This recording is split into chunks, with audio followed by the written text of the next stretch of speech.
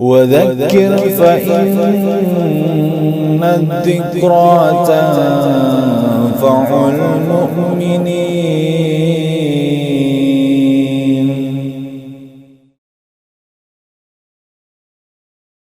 بسم الله والصلاة والسلام على رسول الله صلى الله عليه وسلم. Ayo ikhwan rahimani wa rahimakumullah. Pada kesempatan yang baik ini, marilah kita kembali sama-sama merenung dan memikirkan hal-hal yang dapat memberikan faedah ya untuk kita kelak di hari kiamat dan juga dalam kehidupan kita di dunia ini. Jadi sebagaimana telah diketahui bahwa manusia itu adalah makhluk sosial, yaitu makhluk yang tidak akan mungkin dapat hidup sendiri, melainkan dia pasti akan membutuhkan ya orang lain dalam menunjang kehidupannya. Apakah itu pasangan hidupnya, suami atau istrinya, anak-anaknya, orang tuanya, kakak atau adiknya, atau mungkin kerabat-kerabatnya, sahabat-sahabatnya, tetangga-tetangganya, dan begitu seterusnya. Ya, karena tidak ada seorang pun dari manusia yang dapat hidup sendirian. Dan ini sudah ya terbukti. Dan ini memang sudah merupakan fakta dalam kehidupan bahwa kita sebagai manusia itu adalah ya makhluk yang bergantung ya kepada yang lainnya. Ya, dan ini sebagaimana sudah dijelaskan oleh Allah Jalla wa'ala dan juga oleh Rasulullah Sallallahu Alaihi Wasallam di dalam ayat-ayat Al-Quranul Karim dan juga dalam hadis-hadis yang sahih. Allah Jalla wa'ala pernah berfirman di dalam ayat Al-Quran, A'udzu billahi minasyaitonir rajim, wa ta'awanu 'alal birri wa taqwa. Dan hendaklah kalian saling tolong-menolong dalam perbuatan baik dan ketakwaan. Nah, jadi Allah memerintahkan ya kepada kaum muslimin, khususnya kaum mukminin, ya untuk senantiasa ya melakukan perilaku yaitu tolong-menolong. Karena memang orang itu butuh pertolongan, butuh bantuan. Maka tanpa diminta, ya kita punya keinginan ya sebagaimana perintah Allah untuk menolong orang lain. Sebagaimana kita juga pada saat kita butuh bantuan, kita juga ingin ditolong oleh orang lain. Ya, maka kewajiban kita sebagai seorang hamba Allah yang baik adalah yaitu berusaha memberikan bantuan, memberikan pertolongan kepada hamba-hamba Allah lain yang membutuhkannya.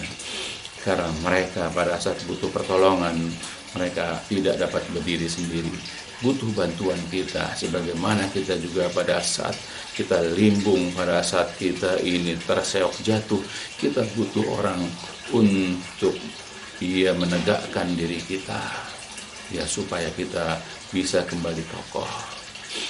Begitupun di dalam sebuah hadis Rasulullah SAW sudah mengingatkan kepada kita.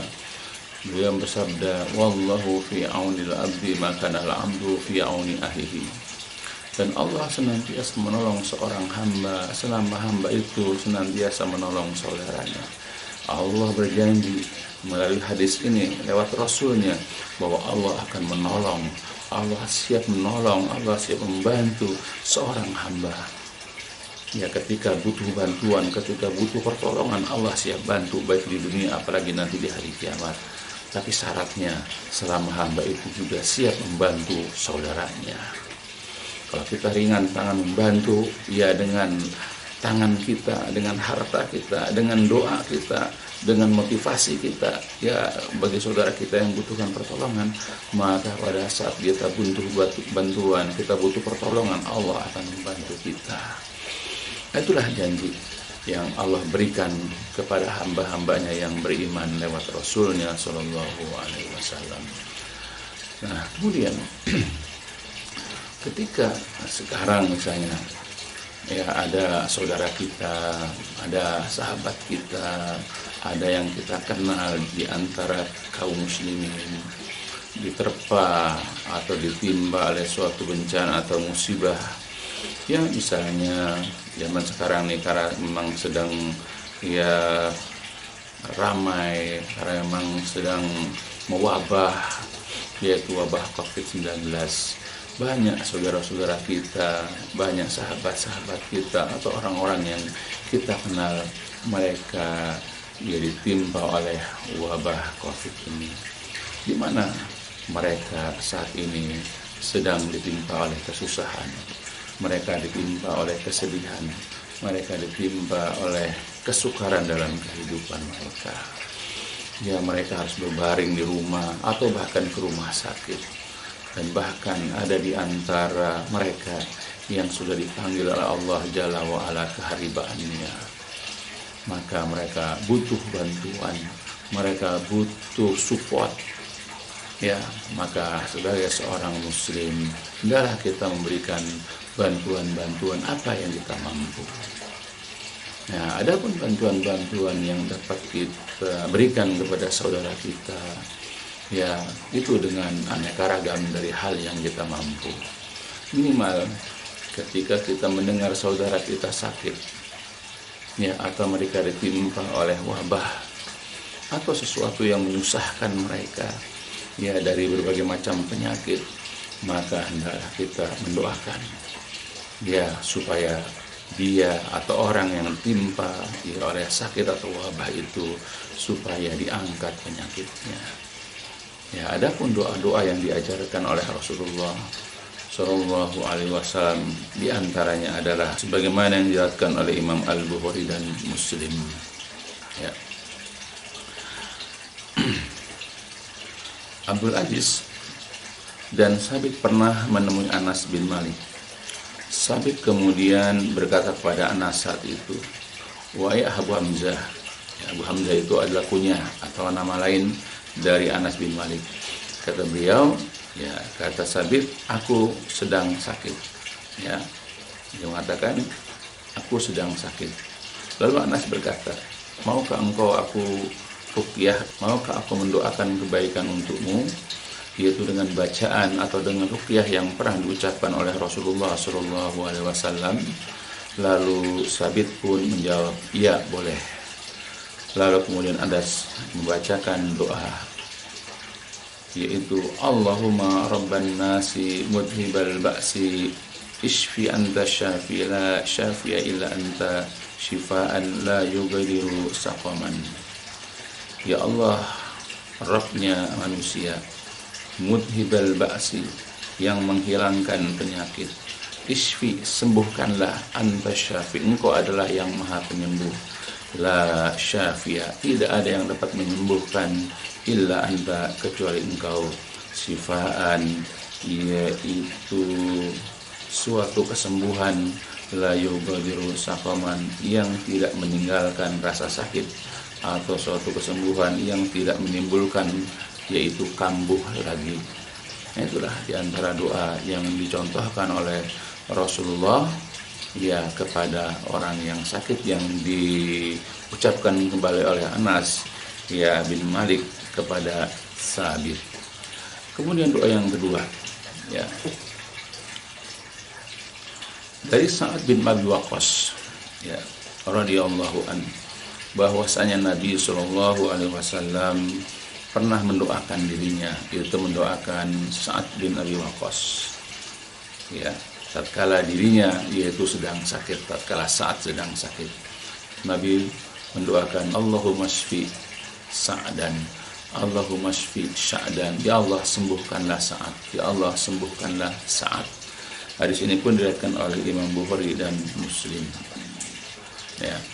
Kemudian doa yang ketiga, Rasulullah SAW pernah mengajarkan ya kepada Utsman bin Al-Ash'as As-Saqafi ketika dirinya mengeluhkan rasa sakit yang terasa di tubuhnya semenjak dia masuk ke dalam Islam. Lalu beliau mengatakan kepadanya, yaitu kepada Utsman bin Abu Al-Ash'as, "Do' yadaka 'alal ladzi ta'allama min jasadika." Ya, letakkanlah tanganmu pada bahagian tubuhmu yang sakit. dan ucapkanlah bismillah sebanyak 3 kali. Bismillah, bismillah, bismillah. Kemudian ucapkan sab'a marat dan ucapkanlah sebanyak 7 kali. A'udzu billah wa qudratihi min syarri ma ajidu wa uhadir. Dengan menyebut nama Allah, aku berlindung kepada Allah dan kuasanya dari kejelekan yang aku dapatkan dan yang aku waspadai. Hadis ini diriwayatkan oleh Imam Muslim. Ya, jadi Nabi mengatakan bismillah sebanyak 3 kali, lalu kemudian mengucapkan ya a'udzubillah wa qudratihi min syarri ma ajidu wa uhadir sebanyak 7 kali.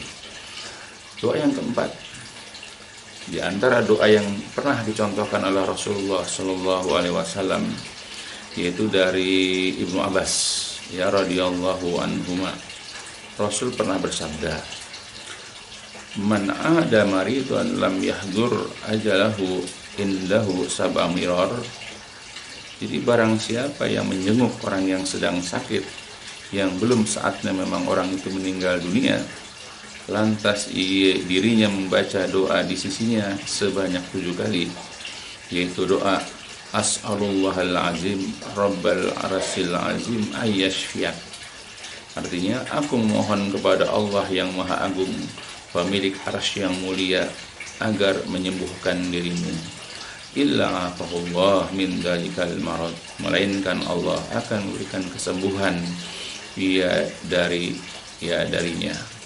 Hadis ini ada dalam riwayat Imam Abu Daud dan juga Imam At-Tirmizi. Dan masih banyak lagi doa-doa yang lain yang diajarkan oleh Rasulullah Shallallahu Alaihi Wasallam. Nah, saat kita mendengar ada saudara kita yang sedang sakit atau tertimpa wabah, ya hendaklah kita tolong minimal dengan mendoakan, ya, dengan memohon kepada Allah agar Allah mengangkat penyakitnya, agar Allah menyembuhkan sakitnya, ya, agar Allah menghilangkan wabah yang ada pada diri orang tersebut. Ya, minimal seperti itu. Ya,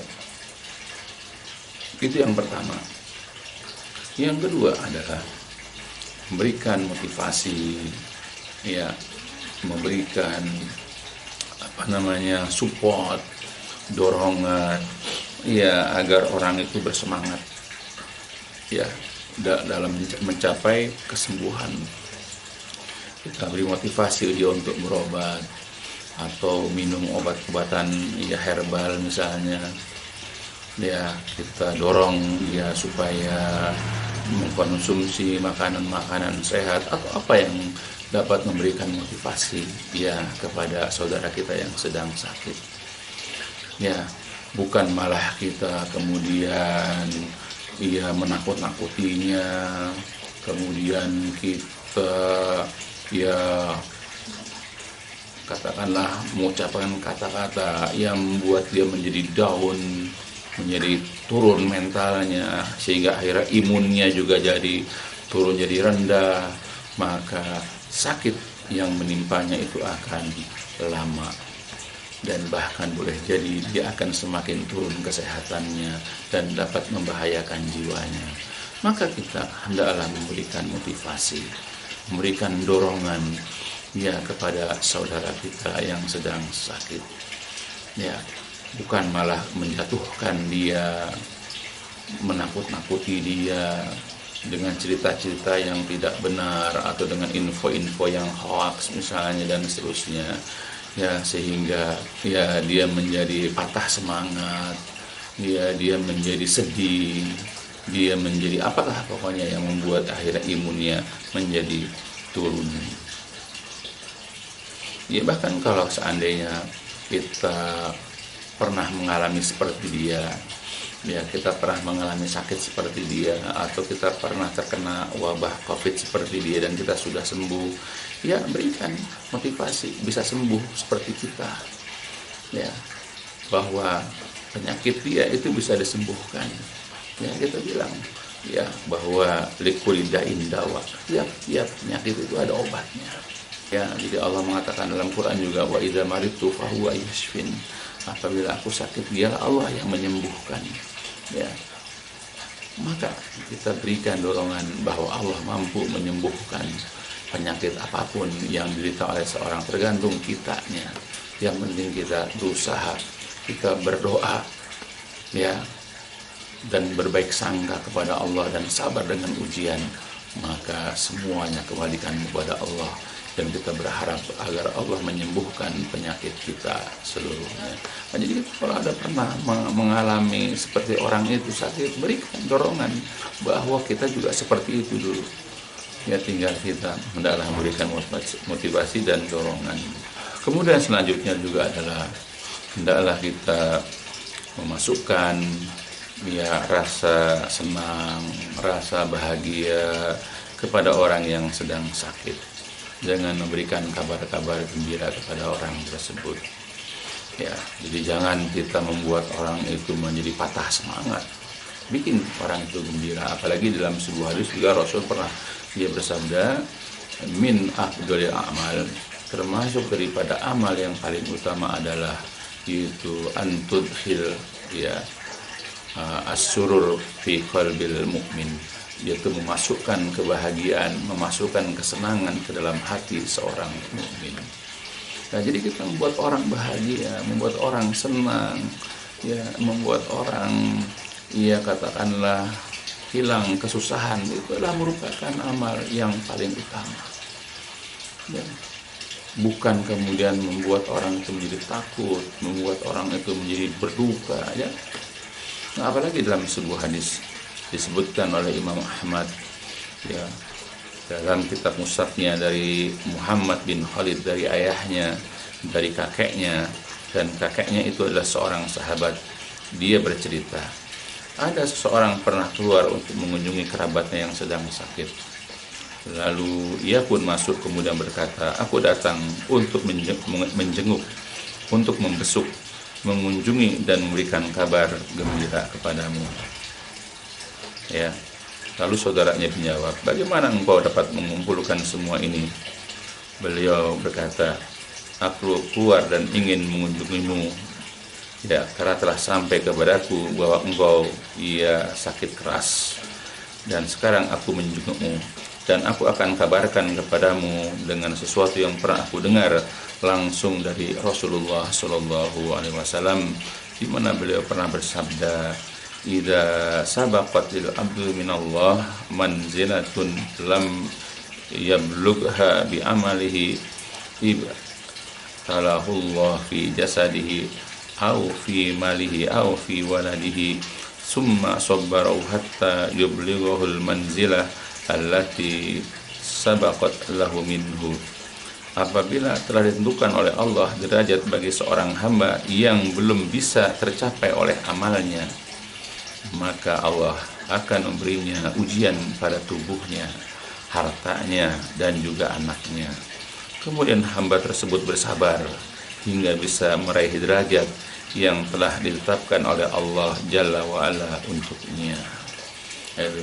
Jadi ketika Allah menginginkan, Allah menghendaki seorang hamba itu memiliki derajat, memiliki tingkatan kebaikan, sedangkan amalnya itu dengan amal sholatnya dia, puasa dia, sedekah dia tidak mungkin mencapai tempat tersebut, ya, tingkat derajat tersebut, maka Allah caranya adalah dengan memberikan cobaan kepada dia pada jasadnya, pada hartanya, pada anaknya, pada jasadnya itu adalah dengan sakit. Ya, kita berikan penghiburan kepada orang yang sakit. Barangkali dengan ditimpakan sakit, Allah hendak mengangkat dia itu pada derajat ketinggian tertentu, yang barangkali kalau dia hanya mengandalkan amalnya, belum tentu dia mencapai tempat tersebut.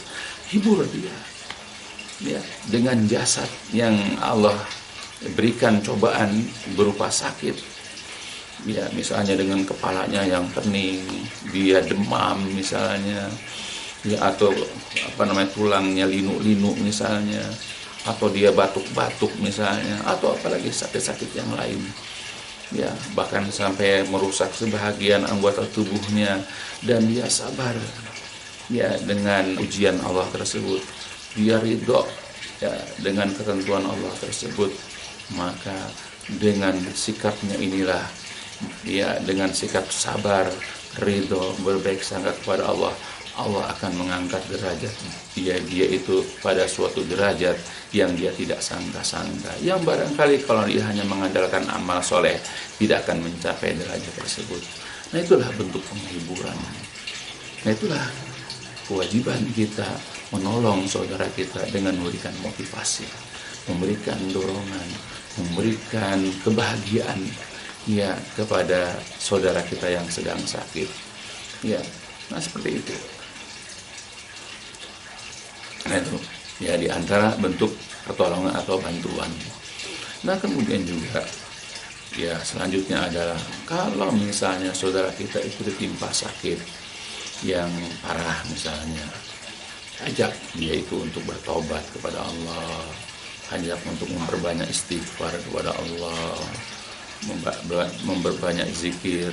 Ya barangkali dengan istighfar, ya dengan dia bertaubat kepada Allah, memperbanyak zikir, Allah akan mencabut dia bencananya, musibahnya, penyakitnya, wabahnya. Ya, karena jelas bahwa taubat, istighfar itu akan menghilangkan bala. Ya, maka ya, dengan kita memberikan ya masukan, ya nasihat, ya teguran dengan lemah lembut, dengan kalimat-kalimat yang santun agar dia bertobat kepada Allah, ya maka mudah-mudahan nanti dia akan diangkat penyakitnya. Atau juga kita anjurkan bagi dia untuk memperbanyak sedekah, karena sedekah juga bisa menghilangkan atau menyembuhkan penyakit. Ya, atau juga kita suruh dia bersyukur kepada Allah dengan penyakitnya. Ya, karena Allah dengan caranya ingin menghapus dosa-dosanya. Allah ingin mengangkat derajatnya. Ya, Allah ingin menambah kebaikan-kebaikan untuknya. Ajak dia untuk bersyukur. Begitupun kalau ternyata penyakitnya itu tidak parah. Penyakitnya itu ya katakanlah penyakit yang biasa misalnya. Suruh dia bersyukur ya kepada Allah. Karena Allah masih memberikan cobaan, ia dengan cobaan yang dia mampu untuk memikulnya. Nah, selanjutnya lagi, ya sikap kita kepada saudara kita jikalau ditimpa oleh suatu musibah, penyakit atau wabah. Ya, bagi kita yang memiliki kemampuan dalam masalah rezeki, bantulah saudara kita. Apalagi dia harus isoman selama 10 hari, selama 14 hari, bahkan ada barangkali yang lebih, di mana dia dalam kondisi itu dia tidak bisa mencari nafkah. Sedangkan kehidupan harus berjalan, ya anak-anaknya, istrinya harus makan barangkali, sedangkan dia juga harus makan, dia juga harus ke dokter, ya harus periksa swab, ya antigennya misalnya, belum lagi ini itu segala macam, dan dia pasti akan butuh bantuan. Ya, jadi kalau kita ada rezeki, bantulah dengan rezeki yang kita miliki. Jangan kita hanya bisa berkomentar, jangan kita hanya bisa menyuruh dia berobat, suruh makanan yang bergizi, suruh banyak makan vitamin dan seterusnya. Ya, siapa yang tidak ingin dia melakukan itu seluruhnya. Nah, dan tidak akan mungkin bisa kalau tidak memiliki biaya. Ya, apalagi kita tahu dia orang yang tidak mampu. Ya.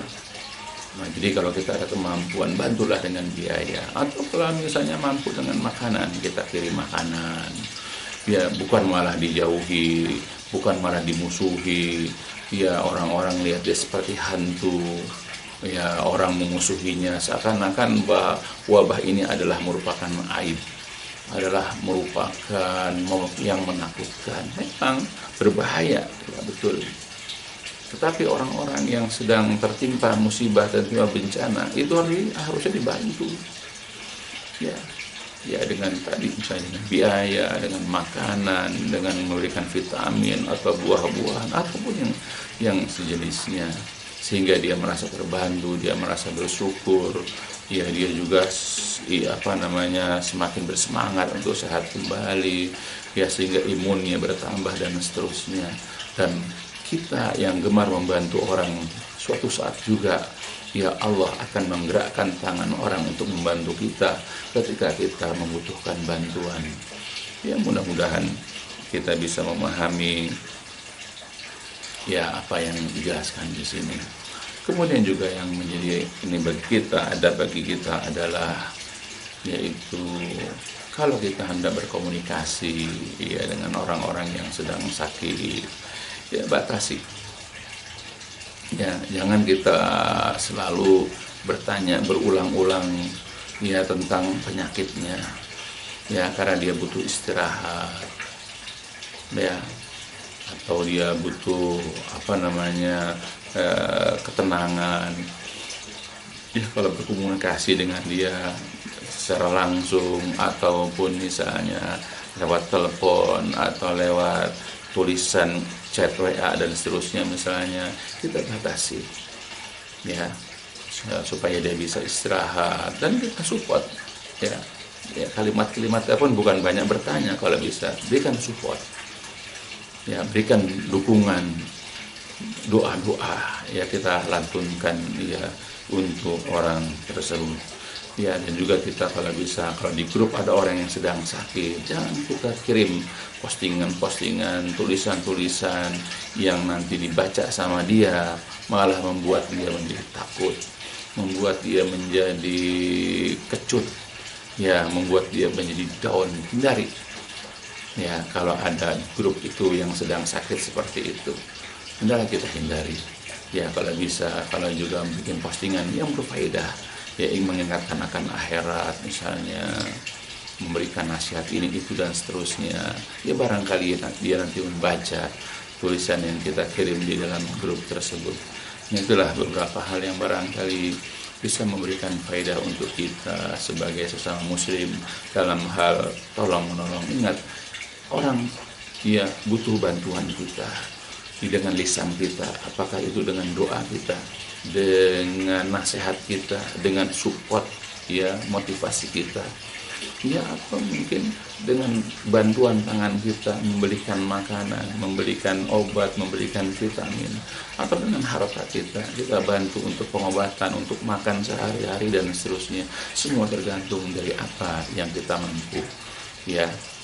Kata Allah juga kan ya, bertakwalah kamu kepada Allah mastata'tum, dengan apa yang kalian mampu. Apa yang kita mampu bantu saudara kita, maka bantulah. Insya Allah semua akan berfaedah ya buat orang yang membantu di dunia ini dan kelak nanti di hari kiamat. Ya, mudah-mudahan apa yang disampaikan di sini dapat memberikan faedah untuk saya, keluarga besar saya, ya khususnya anak-anak saya, menantu saya, begitu juga ya kerabat-kerabat saya atau jamaah daripada kaum muslimin.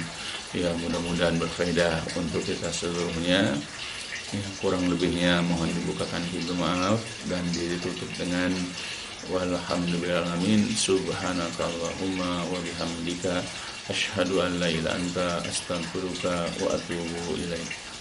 الدين النصيحة قلنا لمن يا رسول الله؟ قال لله ولكتابه ولرسوله ولأئمة المسلمين وعامتهم.